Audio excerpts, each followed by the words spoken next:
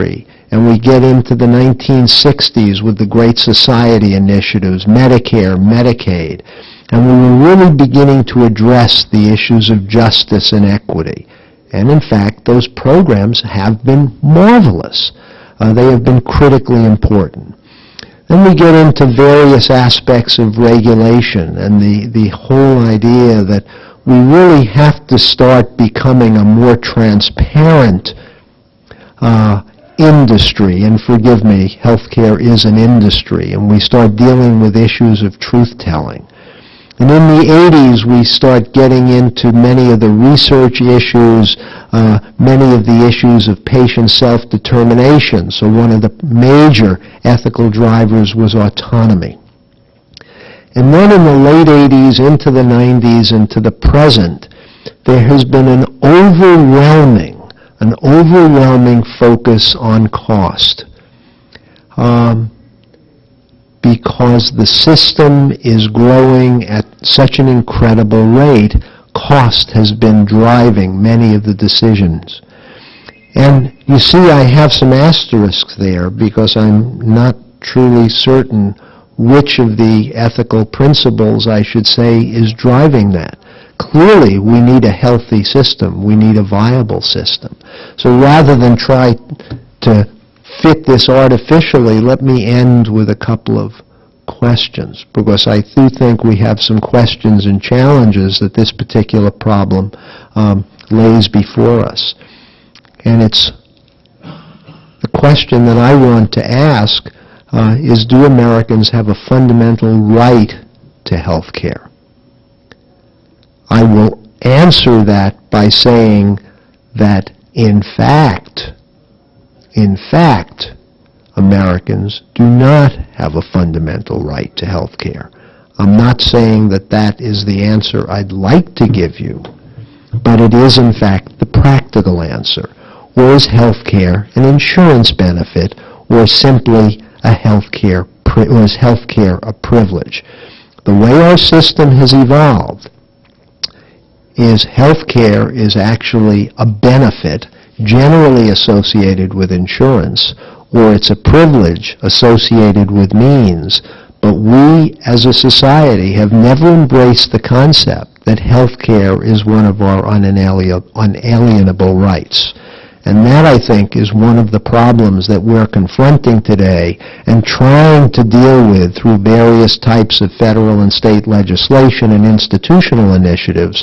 But here it is sitting squarely in our lap as a growing problem with all of the unintended consequences. Thank you.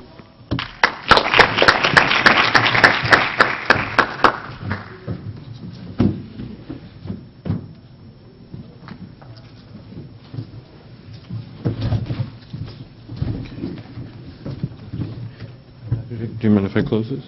You can. How do I?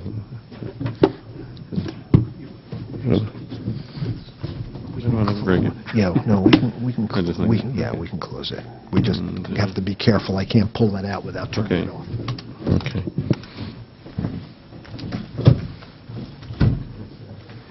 Thank you very much. I don't intend to answer all of the dilemmas that Dr. Jacobs raised. But perhaps based on my presentation, Dr. Jacobs can suggest or begin a discussion of how to respond based on what I believe is the Jewish perspective. I am not at all business savvy. The closest that I've come to Wharton School of Business is that my sister-in-law graduated from Wharton School of Business, and that's, I think, the closest that I shall ever come. But I would just like to present what I believe is the Jewish perspective on the right, privilege, mandate of health care and the obligations that physicians and healthcare workers have to provide that care, and most importantly, the obligations that community and society have to provide that health care. I'd like to begin actually by quoting from one of the classic bioethics books in the General Circulation Principles of Biomedical Ethics by Tom Beauchamp and James Childress, where he talks very much at length about what Dr. Jacobs was talking about as the principle of justice. They have long discussions about the concept of justice, and that being a determining factor or an impetus to provide health care and the dilemmas that the notion of justice raises. So you can find an extensive discussion about that in the general medical ethics literature. We'll leave that aside for our discussion. There is an obligation for healthcare workers to provide health care to patients. There's an obligation on anyone who has the possible means to provide and help anyone. There are three psukim in the Chumash that mandate. One pasuk is last week's parsha in Kedoshim, not this past week, the previous week, Lo samo lo damar yecha, that one is not permitted to stand by while another person is literally in a situation of potential loss of life. That's specifically the context that the verse is talking about. So I have a prohibition to be idle, to abstain from providing care for a person when that person's life is potentially in jeopardy. There is another mandate, a positive commandment in Sefer Devarim in Deuteronomy, which talks about v'hashevosolo. There the context is talking about that a person loses an animal, loses an object, loses property, and the Torah describes that I have an obligation to restore a person's property to him. And then the pasuk repeats the same wording again at the end of the verse, v'hashevosolo, you shall return it to him. The Talmud describes that comes to teach us that not only are you obligated to return a person's property, but you're obligated even more so to restore a person's health. That would refer to any situation of loss of health, whether it's life-threatening or not life-threatening. V'hashevosolo means that I have an obligation and a mandate to restore another person's health to him or to her. Then there is the famous verse in Shemos and Exodus of V'rapo Yirape, which is the source that the Gemara quotes in Maseches Baba Kama. V'rapo Yirape minkan shenitne rishus l'rofe l'rapos. That from this verse we derive that there is a permit, a license the Torah grants the physician to heal. On that verse, V'rapo Yirape, Targum Onkelos translates, V'agor asya yishalem, that the person who injured, if I injured another human being, then I have an obligation to incur the medical expenses of that person whom I injured. In fact, interestingly, parenthetically and relatedly, the Ramban Nachmanides on that pasuk describes that my obligation is to pay the physician. I'm not supposed to give the money to the party that I injured. I'm supposed to make sure that the physician gets the money, not the patient who may squander the money and do something else with it. That itself, I think, is important for other considerations that we're not going to discuss this evening. But V'rapo Yirape means that there is the obligation to pay for another person's health care. So the Talmud describes, based on this double phrase, V'rapo Yirape, that I shall make sure that I take care of the health care of the person whom I injured, that gives implicit and explicit license to heal, because otherwise the Torah would not have emphasized it so much and said V'rapo Yirape. So there's a permit. So why is there a permit? It's more than just a permit.